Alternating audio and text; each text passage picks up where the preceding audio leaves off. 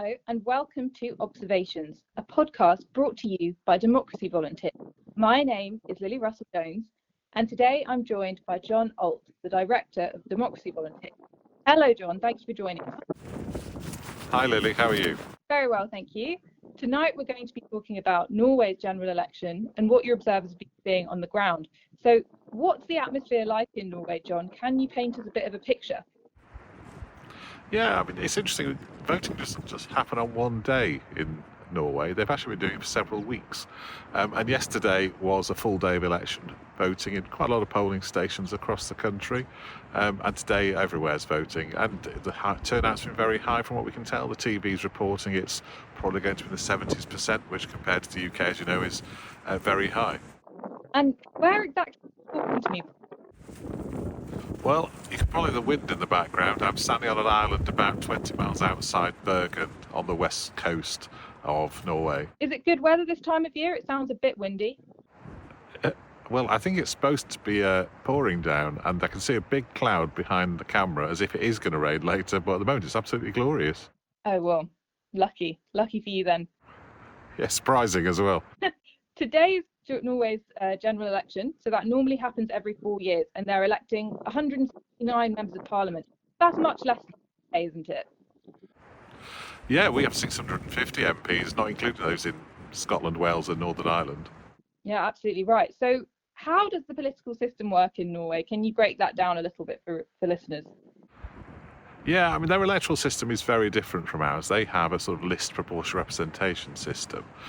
It leads to smaller parties being supported in the process. If you get over 4% of the vote, you tend to get members of parliament elected.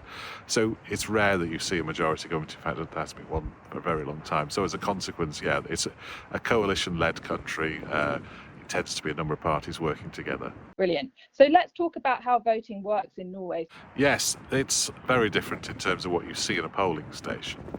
Obviously, in our country, you tend to get one ballot paper. You go into a polling booth and you use it. Here, you go into a polling booth and there can be dozens of ballot papers all on a sort of tray in front of you.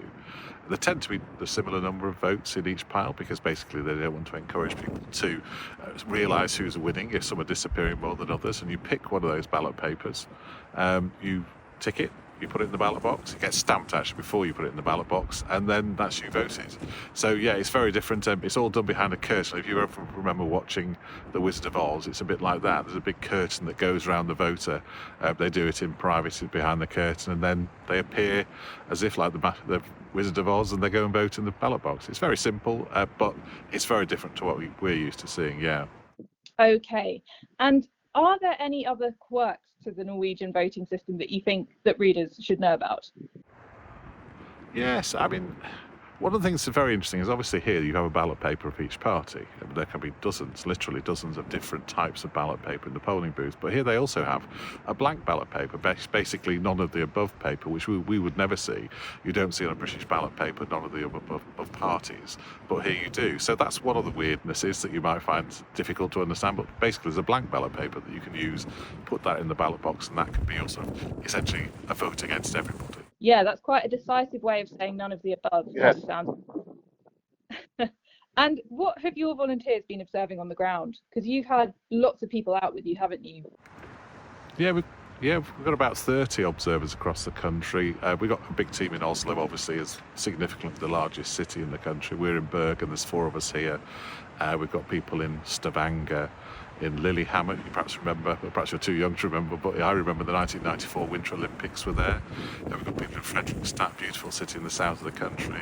We've got people in Kristiansand, all sorts of places, big and small, to try and see, what the country's doing across the country. We even got a team as far north as Trondheim. It took them 6.5 hours to get there yesterday on the train. Okay, and I think famously Norway is the country with the most Winter Olympic medals. Yeah, yes, I think they're good. I'm not surprised. I get the impression when we came on the train here from to Bergen yesterday, even now there are snow-capped glaciers across the top of the mountain. So yeah, they've got a lot of snow to practice on. And has there been any behaviour at the polling booth today that's concerned you or has raised any red flags? We always see, whatever the country, whatever the the domestic political situation, we do see people assisting other people in polling booths. We don't see violence in places like Norway. It's been a steady stream of activity all day, lots of people going to the polls. One of the things that I've noticed our observers saying is they do seem to see a lot more people actually turning up and voting here. And, you know, I think the first polling station in Seaberg, and some say 163 people voted, which is obviously very busy compared to a UK polling station. But in practice, they're getting on with it, they're doing it well, but fundamentally there are always those subtleties that we need to identify to try and improve the process going forward. Right. And do you think they're going into the polling booths sort of in two? Is that what you mean? Yeah, basically, we're still seeing family voting where two people do vote together in a polling booth, but recently the Norwegians actually changed their rule to actually make that possible. What has to happen is the voter who needs assistance can identify the person who wants to assist them. In the UK, we generally have that. We require it to be a member of staff, so it's someone impartial. Here, they've actually changed that law, but we are not convinced that's the best way of going because we don't know the process by which that member of the family or friend was appointed. It's entirely possible, if you think about it, as they go into the polling station, one person says to the other, you're going to appoint me as your proxy to go and do it with you. And if they have a sort of a relationship where that might be needing to happen, it obviously means that people will vote with somebody else and they can say it was them appointing. So we are concerned about that as one of the challenges they have in their system. And only the data will tell at the end of the day if we've seen much of it, but already we can see it in the data that some people are voting together in polling booths. Okay, so seeing two people going together, sometimes it's an accessibility requirement, but other times you might have this concern that someone could be seeing how someone else votes, telling someone how to vote even. Yeah, but we want to see a member of staff, someone impartial, doing that with the voter rather than a member of the family, because when all said and done, you don't know the relationship, the dynamic of those two people, whereas a member of staff is independent and able to help without prejudice one way or the other. And John, leading up to this election, there were some concerns, weren't there, about possible foreign interference. So this happens a lot in European elections. Have you seen this manifesting in any way while you're there or in the lead up to the election? I think, bear in mind the international situation as it stands at the moment, it's only reasonable for Western democracies to think and to worry that other negative actors, countries like Russia, China, Iran, we know who they are interested in trying to affect and undermine the nature of Western democracy.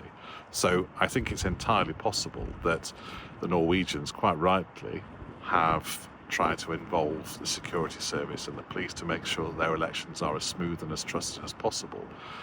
I think there's nothing that we've identified. Obviously, on the ground, it's very difficult to do so. But we know at the briefing yesterday at the ministry, where they brief all international observers, that there is concern about international attempts to try and undermine the democratic process here.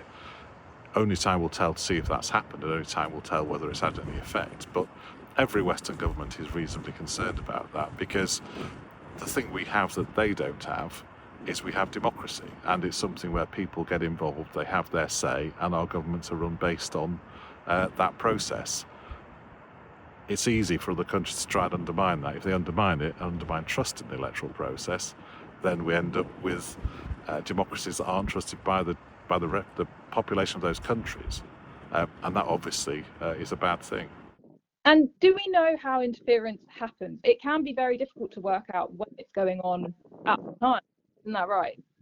There are different forms of challenges to elections. What is misinformation? Right, social media, online activity is one key way of undermining the electoral process. I went to a conference not that long ago in Canada, and actually voters in Canada now believe not Russia, not China, even the UK, the old country, America is the biggest influence on misinformation in Canadian elections. But here, we recently had an issue when we were in Finland where there's something called a DDoS attack, where essentially the Ministry of Justice, who run the electoral register, was attacked online by hackers.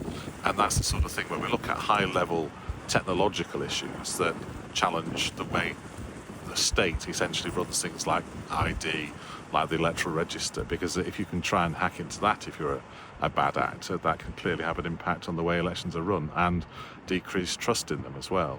Absolutely.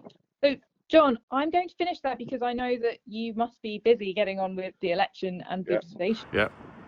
There's a polling station just behind the camera. I need to go in. Oh, really? Okay, well, I'm going to be very mean, and I'm going to ask you, can you give any prediction of who you think might win tonight?